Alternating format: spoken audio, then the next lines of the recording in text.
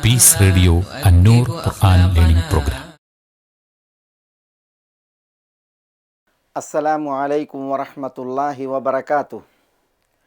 അൽഹംദുലില്ലാഹി ഹഖ്ഖ ഹംദിഹി വസ്സലാത്തു വസ്സലാമു അലാ റസൂലിഹി വഅബ്ദിഹി വബഅദ്. സഹോദരന്മാരെ, സഹോദരികളെ, അന്നൂർ തഫ്സീർ ക്ലാസ്സുകളിൽ നമ്മൾ സൂറത്തുൽ ബഖറയിലെ 178 വചനത്തിൻ്റെ അവസാന ഭാഗമാണ് ഇന്ന് പഠിക്കുന്നത്. ഫമനി ഉഅ്തദാ ബഅദ ദാലിക ഫലഹു അദാബുൻ അലീം എന്നുള്ളത്. ഇവിടെ ഫമനി ഉഅ്തദാ ബഅദ ദാലിക് ഫലഹു അദാബുൻ അലീം എന്നത് നമ്മൾ മുമ്പ് പ്രതിപാദിച്ചിട്ട് ഇബ്നു അബ്ബാസ് റളിയല്ലാഹു തആല അൻഹു ഈ ആയത്തിനെ വിശദീകരിച്ച് പറഞ്ഞ ഒരു നിവേദനം കേൾക്കെ. അതിൽ ഇബ്നു അബ്ബാസ് റളിയല്ലാഹു തആല അൻഹു പറയുന്നത് ഖതല ബഅദ ഖബൂലി ദിയ എന്നാണ്. മാപ്പ് നൽകി പിന്നീട് ദിയ സ്വീകരിച്ചു, നഷ്ടപരിഹാരം. എന്നിട്ട് മാപ്പ് നൽകപ്പെട്ടവനെ, ദിയ നഷ്ടപരിഹാരം നൽകിയവനെ കൊല്ലുക. ഇതാണ് ആയത്തിൽ പറയപ്പെട്ട ഇഴ്തദ, അതിരുവിടൽ. ഫമനി ഇഴ്തദ ബഅദ ദാലിക, അതിനുശേഷം വല്ലവരും അതിരുവിട്ടാൽ. ഇഴ്തദ എന്ന് പറഞ്ഞാൽ തജാവസൽ ഹദ്, അതാണ് അതിക്രമിക്കൽ. ബഅദ ദാലിക എന്ന് പറഞ്ഞാൽ ബഅദ ഖബൂലിൽ ദിയ, നഷ്ടപരിഹാരം, ദിയാദനം, അത് കബൂലാക്കിയതിന് ശേഷം, സ്വീകരിച്ചതിന് ശേഷം. ഫലഹു അദാബുൻ അലീം, ഇവിടെ മൻ എന്നുള്ളത് ഷർത്തിയാണ്. വല്ലവരും അങ്ങനെ അതിക്രമം പ്രവർത്തിക്കുകയായാൽ അപ്പോൾ ലഹു, അവനുണ്ടായിരിക്കും അദാബുൻ അലീമുൻ, നോവേറ്റുന്ന അദാബ്, ശിക്ഷ. അള്ളാഹു നമ്മളെ കാക്കട്ടെ, നഊദു ബില്ലാഹ്. അപ്പോൾ ഖിസാസിൻ്റെ വിഷയത്തിൽ അള്ളാഹു സുബ്ഹാനഹു വ തആല ഉണർത്തുന്ന വലിയ ഗൗരവപ്പെട്ടൊരു മസലയാണ്. കുറ്റം ചെയ്തവൻ ഇളവ് നൽകപ്പെട്ടു, അവനോട് ദാക്ഷിണ്യം കാണിക്കപ്പെട്ടു, ദാക്ഷിണ്യമേറ്റ് അവൻ ദിയ, നഷ്ടപരിഹാരം നൽകി. അതിൽ പിന്നെ അവനോട് യാതൊരുവിധ അതിക്രമമോ അന്യായമോ പാടുള്ളതല്ല. അള്ളാഹു സുബ്ഹാനഹു വ തആല അതിവിടെ ഉണർത്തുകയാണ്. എന്നാൽ വല്ലവരും, അതാണ് ഈ ഫാവുൽ ഫസീഹയാണ്, പിന്നീട് ഒരു അതിക്രമം, അന്യായം, ഇതൊന്നും പാടുള്ളതല്ല. എന്നാൽ മനി ഉഅ്തദാ ബഅദ ദാലിക, അതിനപ്പുറം വല്ലവരും അതിക്രമം ചെയ്യുകയായാൽ അവർക്ക് നോവേറ്റുന്ന ശിക്ഷ എന്നാണ് അള്ളാഹുവിൻ്റെ മുന്നറിയിപ്പ്. ഈ വിഷയം മനസ്സിലാക്കാൻ ഒരു ചരിത്രം, ഒരു ഉദാഹരണം നമുക്ക് മനസ്സിലാക്കാം. മക്ക ഫതഹായപ്പോൾ, മക്ക വിജയ നാളിൽ, ഹിജ്റയുടെ 8-ാം വർഷം ഫതഹ് മക്ക നടന്നല്ലോ.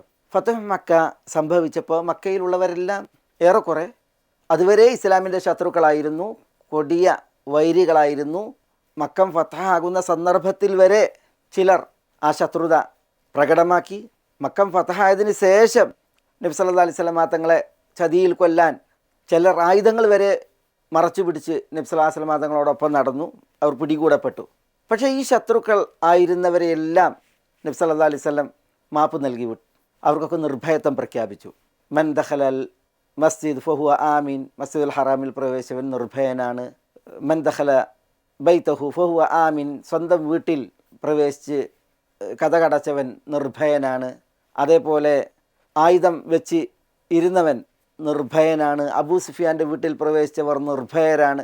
ഇങ്ങനെ തുടങ്ങി നബി സല്ലല്ലാഹു അലൈഹി വസല്ലം തങ്ങൾ, അതാണ് ഹദീസിൻ്റെ പ്രയോഗങ്ങളിൽ കാണാം. അമ്മന റസൂലുള്ളാഹി സ്വല്ലല്ലാഹു അലൈഹി വസല്ലം അന്നാസ്, ജനങ്ങൾക്കെല്ലാം റസൂലുള്ളാഹി സ്വല്ലല്ലാഹു അലൈഹി വസല്ലം നിർഭയത്വം പ്രഖ്യാപിച്ചു, ചിലർക്കൊഴികെ. അതിൽ ചില പുരുഷന്മാർ, 2 സ്ത്രീകൾ, ഇവർ റസൂലുള്ളാഹി സ്വല്ലല്ലാഹു അലൈഹി വസല്ലം വധിക്കാൻ ആവശ്യപ്പെട്ടു. മക്കം ഫതഹിൽ 2 സ്ത്രീകൾ, ഒന്ന് സാറ, മറ്റൊന്ന് ഫർത്തന. നബി സല്ലല്ലാഹു അലൈഹി വസല്ലം വധിക്കാൻ ആവശ്യപ്പെട്ട പുരുഷന്മാർ, അവരെ കൊല്ലാൻ പറഞ്ഞു. വലൗകാൻ മുതഅല്ലിഖീൻ ബി അസ്താരിൽ കഅബ എന്നാണ്, കഅബയുടെ വിരിയിൽ തൂങ്ങിക്കിടക്കുകയാണെങ്കിലും അവരെ കൊല്ലാൻ പറഞ്ഞു. അവരിൽപ്പെട്ടവരാണ് ഒന്ന് അബ്ദുള്ള ഇബ്നു ഖതൽ, ഹബ്ബാർ ഇബ്നുൽ അസ്വദ്, മിഖ്യസ് അല്ലെങ്കിൽ മഖീസ് ഇബ്നു സുബാബ, ഇക്രിമ ഇബ്നു അബി ജഹൽ, കഅബ് ഇബ്നു സുഹൈർ, അബ്ദുള്ള ഇബ്നു അബി സറഹ്, അൽ ഹുവൈരിസ് ഇബ്നു നൗഫൽ. ഈ ആളുകൾ, ഇവരുടേതൊക്കെ വലിയ വലിയ ചരിത്രമാണ്. ഇവർ റസൂലുള്ളാഹി സ്വല്ലല്ലാഹു അലൈഹി വസല്ലം തങ്ങൾ എവിടെ കണ്ടാലും കൊല്ലാൻ പറഞ്ഞു. കഅബയുടെ വിരിയിൽ തൂങ്ങിക്കിടക്കുകയാണെങ്കിൽ ഇവരെ കൊല്ലാൻ പറഞ്ഞു. പക്ഷേ നബി സല്ലല്ലാഹു അലൈഹി വസല്ലം തങ്ങൾ ഇതിൽ പലർക്കും പിന്നെ മാപ്പ് നൽകി. ഹബ്ബാർ ഇബ്നുൽ അസ്വദ്, ഇക്രിമ, കഅബ് ഇബ്നു സുഹൈർ, അതേപോലെ അബ്ദുള്ള ഇബ്നു അബി സർഹ്, അൽ ഹുവൈരിസ് ഇബ്നു നൗഫൽ, ഇവരൊക്കെ രക്ഷപ്പെട്ടവരാണ്. വധശിക്ഷയ്ക്ക് വിധേയരായപ്പെട്ടവരാണ് അബ്ദുള്ള ഇബ്നു ഖതൽ, അതേപോലെ തന്നെ ഈ മഖീസ് ഇബ്നു സുബാബ എന്ന വ്യക്തി. ഇവർ എന്തുകൊണ്ട് കൊല്ലപ്പെട്ടു എന്നതിൽ മിഖ്യസ് അല്ലെങ്കിൽ മഖീസ് ഇബ്നു സുബാബ, അതാണ് നമ്മുടെ വിഷയവുമായി ബന്ധപ്പെട്ടത്. അത് മാത്രം ഇവിടെ വിശദീകരിക്കാം. 12 പേർ വധിക്കപ്പെടണമെന്നാണ് നബി സ്വല്ലല്ലാഹു അലൈഹി വസല്ലം തങ്ങൾ പറഞ്ഞത്. അതിൽ 8 പേരെയും വധിക്കാതെ അവർക്ക് അഭയം നൽകി അവർ സുരക്ഷിതരായി എന്നുള്ളതാണ്. ചിലരെയാണ് ഞാനിവിടെ എഴുതിയത്. മക്ക ഫതഹിൽ റസൂലുള്ളാഹി സ്വല്ലല്ലാഹു അലൈഹി വസല്ലം തങ്ങൾ വധിച്ചത് 4 പേരെ മാത്രം എന്നുള്ളതാണ്. എന്താണ് ഈ മഖീസ് ഇബ്നു സുബാബയുടെ വിഷയം? ഈ മഖീസ് Ibnu Subaba ibn Hasan ibn Yasar അൽ കിനാനി അൽ ഖുറശി, അതാണ് അദ്ദേഹത്തിൻ്റെ പേര്. അറിയപ്പെട്ട കവിയായിരുന്നു. ജാഹിലിയത്തിൽ പ്രസിദ്ധനായിരുന്നു.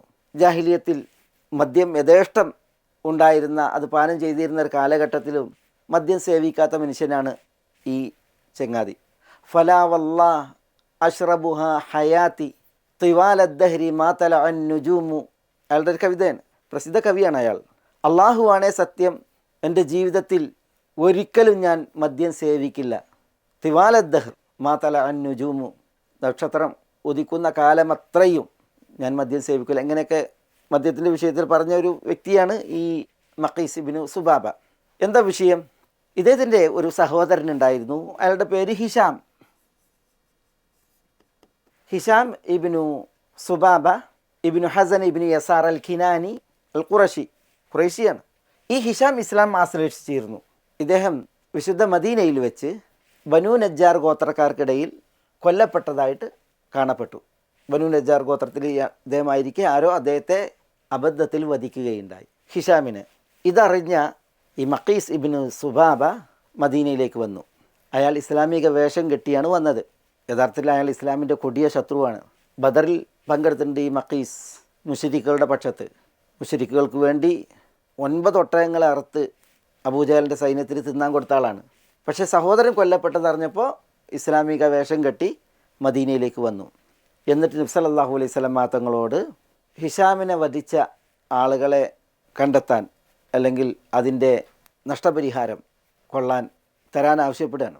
അപ്പോൾ റസൂലുള്ളാഹി സ്വല്ലല്ലാഹു അലൈഹി വസല്ലം മദീനയിൽ നിന്നൊരു വ്യക്തിയെ ബനു നജ്ജാർ ഗോത്രത്തിലേക്ക് ഇദ്ദേഹത്തിൻ്റെ കൂടെ നിയോഗിച്ചു.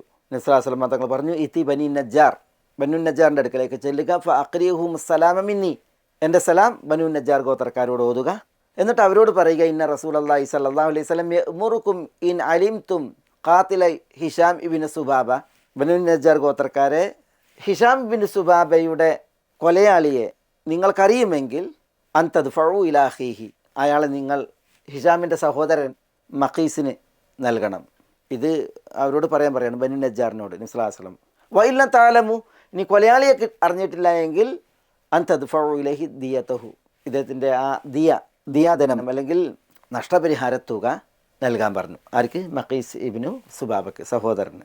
ഇമാം അബു നുഐം അൽ അസ്ബഹാനി അദ്ദേഹത്തിൻ്റെ മാരിഫത്ത് സഹാബയിൽ ഈ സംഭവം വിശദീകരിക്കുന്നുണ്ട്.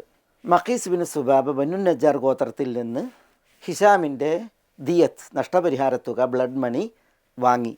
എന്നിട്ട് ഇയാൾ മദീനയിൽ ഇസ്ലാമിക വേഷത്തിലാണ്, ഉപരിപ്ലവമായി ഇസ്ലാം സ്വീകരിച്ച അവസ്ഥയിലുമാണ്.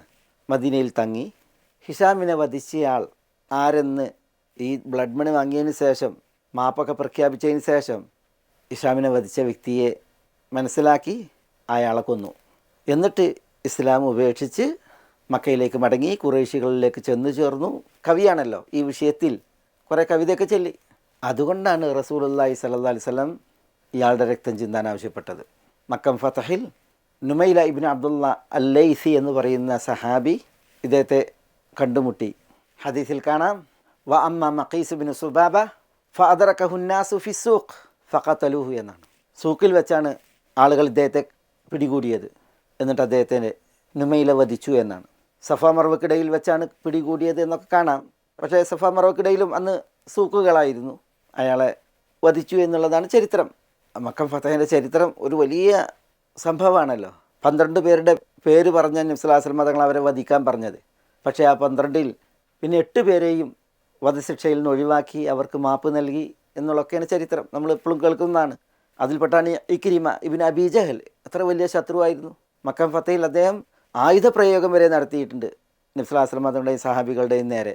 പക്ഷേ രക്ഷയില്ലാന്ന് കണ്ടപ്പോൾ അദ്ദേഹം ഓടുകയാണ് ചെയ്തത്. സമുദ്രമാർഗ്ഗേന ഓടി. അങ്ങനെ കപ്പലിൽ കയറി. കപ്പൽ കാറ്റിൽപ്പെട്ടു. അപ്പോൾ കപ്പലിൽ ആളുകൾ പറഞ്ഞു, അഖ്ലിസു, ആത്മാർത്ഥമായിട്ട് അള്ളാഹിനോട് ദുആ ചെയ്യാൻ. ഫൈന അലിഹത്തക്കും ലാ തുഗ്നിയൻകും ഷൈഅൻ ഹാഹുന, നിങ്ങളുടെ ആരാധ്യന്മാർ ഇവിടെ നിങ്ങൾക്കൊരു ഉപകാരവും ചെയ്യൂല, അതുകൊണ്ട് അള്ളഹാനോട് മാത്രം തേടിക്കോളിയുമെന്ന് പറഞ്ഞപ്പോഴാണ് അവിടെ വെച്ചാണ് ഇക്രിമ വല്ലാഹി ലഇല്ലം യുനജ്ജിനി മിനൽ ബഹ്രി ഇല്ലൽ ഇഖ്ലാസ് ലാ യുനജ്ജിനി ഫിൽ ബർരി ഗൈറുഹു, കടലിൽ അള്ളാഹുവിനോട് മാത്രമുള്ള തേട്ടമല്ലാതെ എന്നെ രക്ഷപ്പെടുത്തൂല്ല എങ്കിൽ കരലിലും ആ തേട്ടമല്ലാതെ എന്നെ രക്ഷപ്പെടുത്തൂല്ല എന്ന് പറഞ്ഞ് ഇക്രിമ അല്ലാഹുമ്മ ഇന്നലക അലയ്യ അഹദൻ ഇൻ അൻത ആഫൈതനി മിമ്മ അന ഫീഹ് അൻ ആതിയ മുഹമ്മദ സല്ലല്ലാഹു അലൈഹി വസല്ലം ഹത്താ അദഅ യദി ഫി യദിഹി എന്നൊക്കെ പറഞ്ഞേ. അള്ളാഹുവേ, ഞാൻ നിന്നോട് കരാർ ചെയ്യുകയാണ്, നീ എനിക്ക് ഈ അപകടത്തിൽ നിന്ന് സൗഖ്യമേകുകയാണെങ്കിൽ, രക്ഷയേകുകയാണെങ്കിൽ ഞാൻ മുഹമ്മദിൻ്റെ അടുക്കൽ ചെന്ന് സല്ലല്ലാഹു അലൈഹി വസല്ലം എൻ്റെ കൈ അദ്ദേഹത്തിൻ്റെ കയ്യിൽ വെച്ച് ഞാൻ ഇസ്ലാമിന് ബൈഅത്ത് ചെയ്യും എന്നൊക്കെ പറഞ്ഞ ആ സംഭവം. ഏതായാലും ഞാനിവിടെ അതൊന്ന് നിങ്ങളുടെ ഓർമ്മയിൽ കൊണ്ടുവന്ന് മാത്രം, അതല്ല നമ്മുടെ വിഷയം. നബി സല്ലല്ലാഹു അലൈഹി വസല്ലം തങ്ങൾ 4 പേർക്ക് വെച്ച് ബാക്കിയുള്ളവർക്കെല്ലാം മാപ്പ് നൽകി എന്നുള്ളതാണ്, അവരൊക്കെ നിർഭയരായി സുരക്ഷിതരായി എന്നുള്ളതാണ്. ഇതിൽ നമ്മുടെ വിഷയം ഈ മഖീസ് ഇബ്നു സുബാബ അൽ കിനാനി, അത് നമുക്ക് ഈ ആയത്ത് മനസ്സിലാക്കാനുള്ള ഏറ്റവും നല്ല ഒരു ഉദാഹരണമാണ്. കൊല ചെയ്യപ്പെട്ടവൻ്റെ അഥവാ ഹിഷാം ഇബ്നു സുബാബയുടെ വിഷയത്തിൽ അദ്ദേഹത്തിൻ്റെ വലിയാണ് ഈ മഖീസ്. കൊലയാളിക്ക് മാപ്പ് പ്രഖ്യാപിച്ചു, നഷ്ടപരിഹാരത്തുക കൈപ്പറ്റി, എന്നിട്ടും ഘാതകനെ മനസ്സിലാക്കാൻ ശ്രമിച്ച് മനസ്സിലാക്കി പിന്നീട് അയാളെ കൊന്നു. അതാണ് ഇവിടെ വിഷയം. ഫമനി ഉഅ്തദ ബഅദ ദാലിക്, ദിയ കൈപ്പറ്റിയതിന് ശേഷവും വല്ലവരും അതിക്രമിയായാൽ ഫലഹു അദാബുൻ അലീം, അവന് നോവേറ്റുന്ന ശിക്ഷ ഉണ്ട് എന്നാണ്. ആ ശിക്ഷ ഇവിടെയുണ്ട് ആഖിറത്തിലുമുണ്ട്. നബി സല്ലല്ലാഹു അലൈഹി വസല്ലം തങ്ങൾ പറഞ്ഞ ഒരു തിരുമൊഴിയുണ്ട്, ജാബിറിൽ നിന്ന് ധരിക്കുന്ന സുനനുകളിലെ ഒരു നിവേദനം, ലാ ഉഫി മൻ ഖതല ബഅദ അഖ്ദിഹി ദിയ, ദിയ കൈപ്പറ്റിയതിന് ശേഷം വല്ലവരും കൊല്ലുകയായാൽ, ദിയ നൽകിയവനെ, മാപ്പ് നൽകപ്പെട്ടവനെ വല്ലവരും കൊല്ലുകയായാൽ ലാ ഉഫി എന്നാണ് നബി സല്ലല്ലാഹു അലൈഹി വസല്ലം തങ്ങൾ പറഞ്ഞത്, ഞാൻ അത്തരക്കാരെ വെറുതെ വിടൂല്ല, ആ കേസ് ഞാൻ വെറുതെ വിടൂല്ല എന്നാണ് അതിൻ്റെ അർത്ഥം.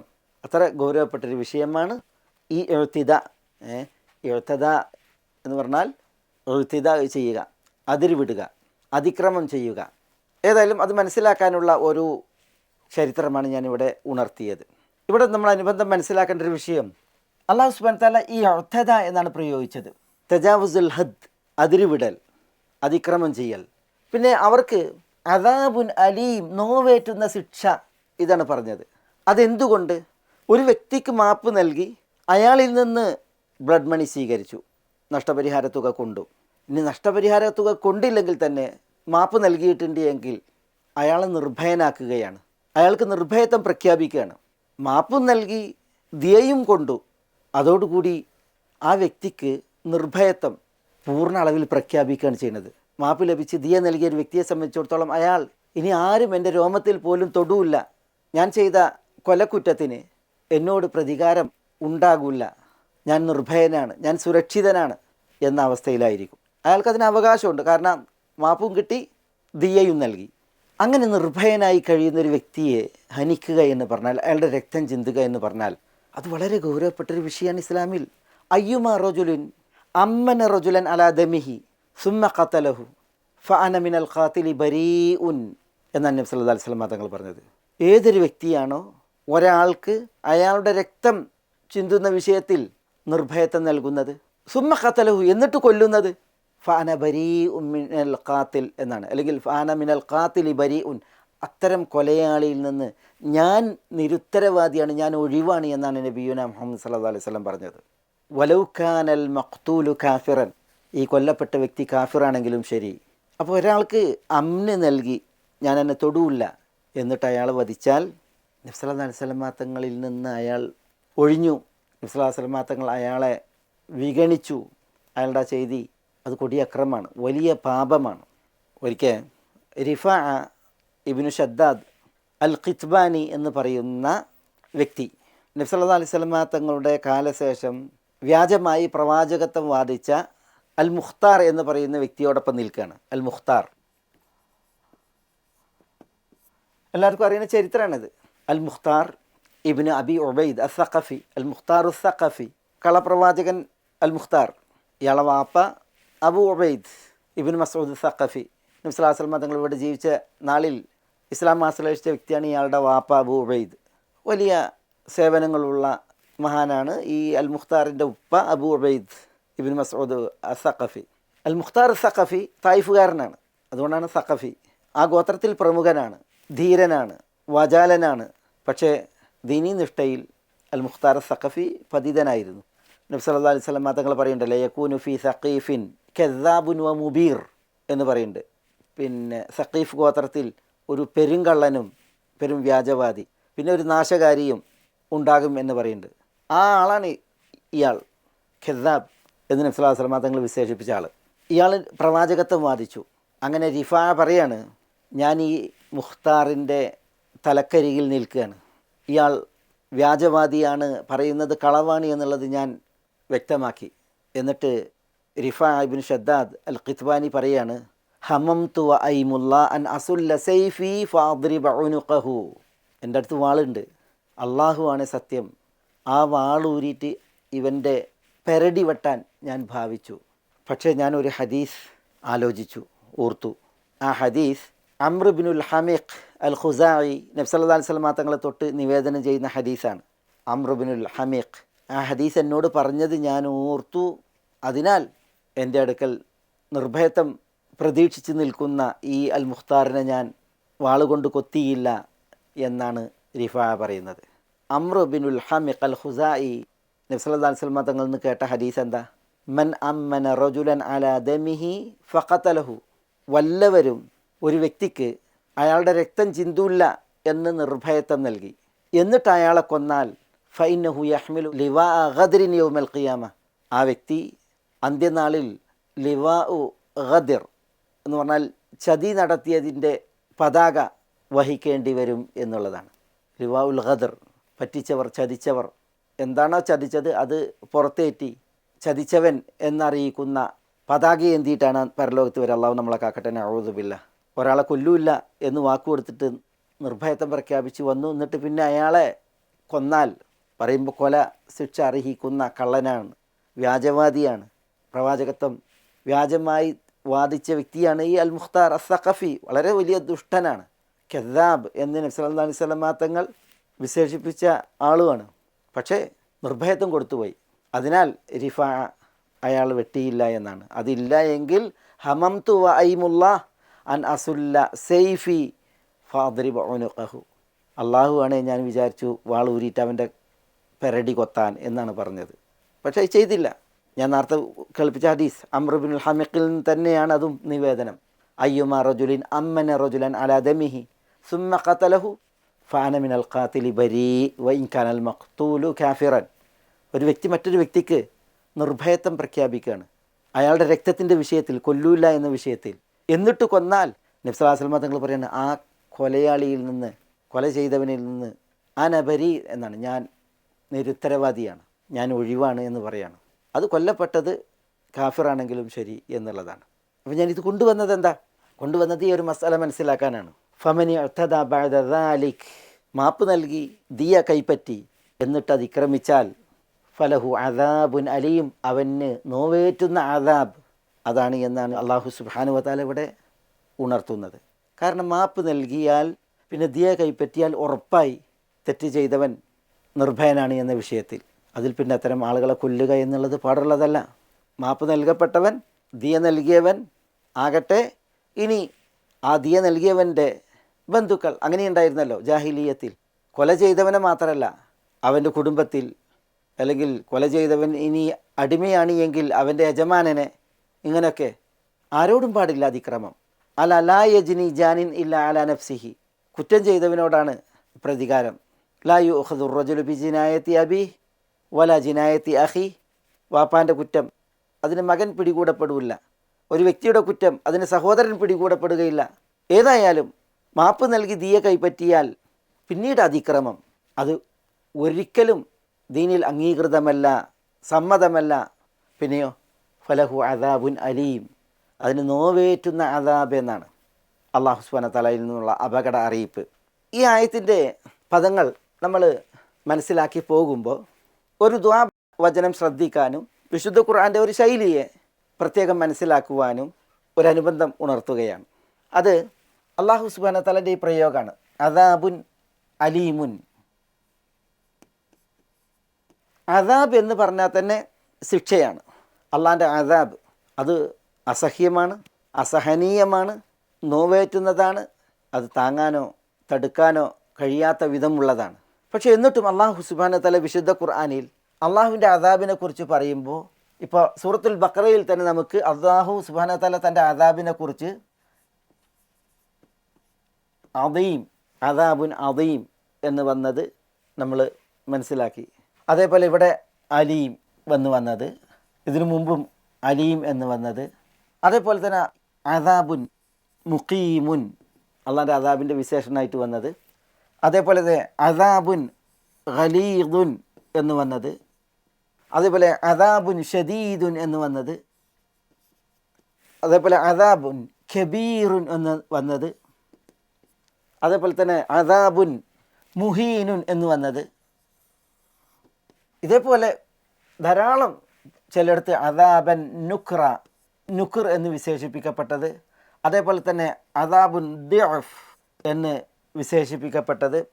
ഇതേപോലെ അദാബുൻ വാസിബ് എന്ന് വിശേഷിപ്പിക്കപ്പെട്ടത്. അതേപോലെ സഅദ് എന്ന് വിശേഷിപ്പിക്കപ്പെട്ടത്. വാഖിഅ എന്ന് വിശേഷിപ്പിക്കപ്പെട്ടത്. ഇങ്ങനെ അള്ളാൻ്റെ അദാബിനെ കുറിച്ച് നോക്കുന്നു നിങ്ങൾ. വിശേഷം അദാബുൻ അദീമുൻ മഹാശിക്ഷ, അദാബുൻ അലീമുൻ നോവേറ്റുന്ന ശിക്ഷ, അദാബുൻ മുഖീമുൻ നിത്യശിക്ഷ, അദാബുൻ ഖലീദുൻ കടുത്ത ശിക്ഷ, അദാബുൻ ഷദീദുൻ കൊടിയ ശിക്ഷ, അദാബുൻ കബീറുൻ വലിയ ശിക്ഷ, അദാബുൻ മുഹീനുൻ നിന്ദ്യമായ ശിക്ഷ, അദാബുൻ നുക്ര എന്ന പ്രയോഗം അസഹ്യമായ വർജ്യമായ ശിക്ഷ.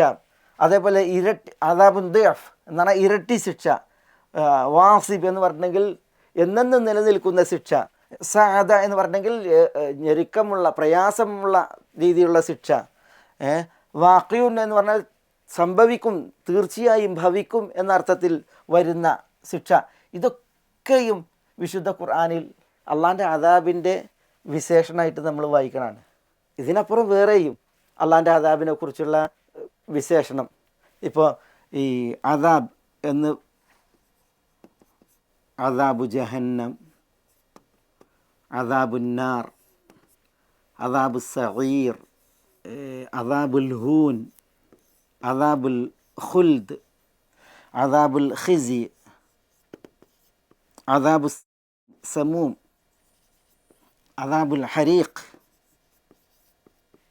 ഇങ്ങനെ ജഹന്നമാകുന്ന ശിക്ഷ, അതേപോലെ തന്നെ അന്നാറാകുന്ന ശിക്ഷ, കത്തി ആളുന്ന നരകമാകുന്ന ശിക്ഷ, നിന്ദ്യമായ ശിക്ഷ അദാബുൽ ഹൂൻ, നിത്യശിക്ഷ അദാബുൽ ഖുൽദ്, അപമാനം തരുന്ന ശിക്ഷ അദാബുൽ ഖിസി, അദാബു സുമൂം, ചൂട് രോമകൂപങ്ങളിലൂടെ കയറുന്ന, അള്ളാഹു നമ്മളെ കാക്കട്ടെ, അഊദു ബില്ലാഹി അല്ലാഹുമ്മ അജിർനാ മിനന്നാർ ശിക്ഷ.